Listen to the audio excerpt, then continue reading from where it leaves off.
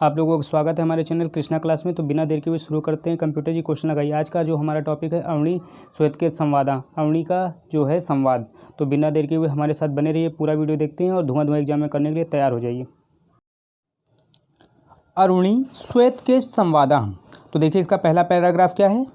श्वेतकेतु तु हरुणे आस ताहम पितो वाचा श्वेतकेतो वस ब्रह्मचर्य नावे सोम इसमें कुलीनो अनुनच ब्रह्म बंधुर्व भव विभीति। पहली लाइन है स्वर्णी केतु तु हर्ण से आस ताहम पितो वाचा श्वेतकेतु, यानी श्वेतकेतु अरुणी का पुत्र था।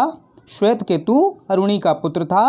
ताहम पितो वाचा श्वेतकेतु, तो उसके पिता ने उससे कहा श्वेतकेतु वस ब्रह्मचर्य, ब्रह्मचर्य का पालन करो।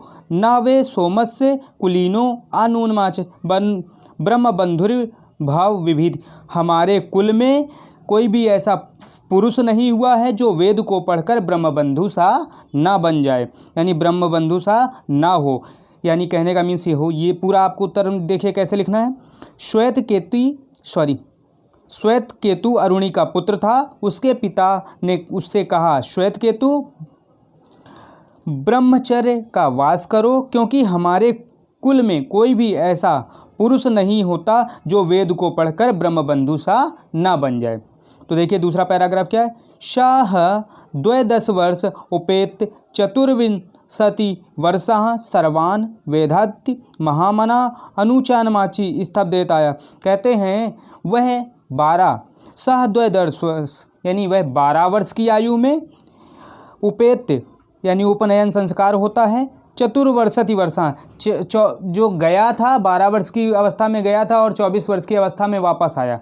12 वर्ष की अवस्था में गया और 24 वर्ष की अवस्था में वापस आया। सर्वानि वेदन निधिपत्या महामना अनुचानमाची, और कहते हैं समस्त वेदों को पढ़कर बड़े मन वाला बनकर पूरा विद्वान समझता हुआ बड़ा अकड़ वाला बनकर वापस लौटा। तो देखिए इसका कैसे लिखना है उत्तर।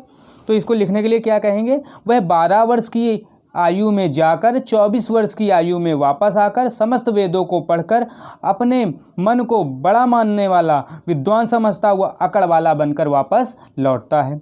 देखिए तीसरा पैराग्राफ क्या है। ताहम पितो वाचा श्वेतकेतु, उससे पिता ने कहा श्वेतकेतु यनु सोमेन महामना अनुचानमाची, यदि तुम अपने आप को पूर्ण विद्वान और बड़े मन वाले समझते हो, स्तब्ध श्रुत्व तो अब और अकड़ वाले हो, तम देश सम अप्राक्ष्यो, कहते क्या तुमने वो आदेश पूछा है, कभी पूछा है। ये न श्रुत्वा अश्रुतम, जिसे ना सुना हुआ हो जाता है। भवत्य मतम मत विज्ञातम विज्ञातमिति, और ना समझा हुआ हो जाता है, ना जाना हुआ हो जाता है। तो देखिए कैसे लिखेंगे। उसे पिता ने कहा हे श्वेतकेतु, तुम इतने बड़े मन वाले अपने आप को पूर्ण विद्वान समझते हो और अकड़ वाले हो, क्या वह तुमने आदेश कभी पूछा है जिससे ना सुना हुआ हो जाता है, ना समझा हुआ हो जाता है और न जाना हुआ हो जाता है। तो देखिए अगला पैराग्राफ में क्या है। यथा सोमकेन लोहमणिना सर्व लोहमयम विज्ञात यादम वचाम्भड़म विकारो नामदेहम लोहमित्यम सत्यम, कहते हैं जिस प्रकार से एक सोने के ढेले से, यानी लोहमणिना लिखा है तो यहाँ पर लोहे की वस्तु से निर्मित कोई भी चीज़ बनाई जाती है, जिस प्रकार लोहे की से कोई भी वस्तु बनाई जाती है तो उसमें विकार केवल नाम मात्र है, अलग है, वाणी का सहारा है, परंतु लोहा ही सत्य है। यानी वस्तु तो किसी भी चीज़ की बनाई हो लेकिन उसकी सच्चाई क्या है, लोहा है। तो अगले पैराग्राफ की ओर बढ़ते हैं। क्वेश्चन नंबर जो है अगला है, पैराग्राफ क्या है अगला पैराग्राफ। कथम नु भगवा शा आदेशो भव विदित यथा सोमकेन मृति मंडेन सर्व मरणम विज्ञात याद वाचाम्भड़म विकारो नामधेयम मृतिक्यो सत्यम, कहते हैं वह अरुणी के पुत्र यानी श्वेतकेतु ने पूछा, अरुणी के पुत्र श्वेतकेतु ने पूछा हे भगवान किस प्रकार का। पिता ने उत्तर दिया कथम नु भगवान, कहते हैं हे भगवान किस प्रकार का। शा आदेश भवति, ये आदेश होता है। यथाम सौम्यक्यम, तो पिता ने कहा हे सौम्य। मृति मंडेन सर्व मरणम, कहते हैं मिट्टी के गोले से यानी मिट्टी से हर चीज़ बनाई जाती है, यानी मिट्टी के जो बर्तन बनाए जाते हैं।